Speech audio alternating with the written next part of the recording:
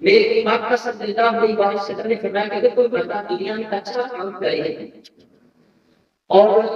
वो आगे और लोग भी अच्छा काम करें, उनको देख के और लोग काम करें,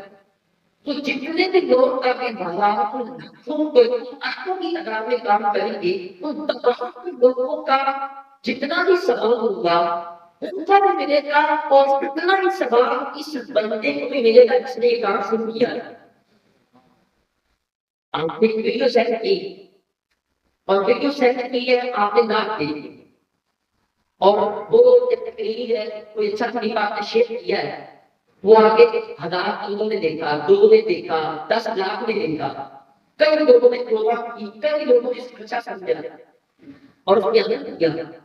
जितने लोग अमल करेंगे, अच्छा काम करेंगे, तमाम का सवाब उनको भी मिलेगा और उनके सवाब की कमी किए बगैर उतना सवाब इस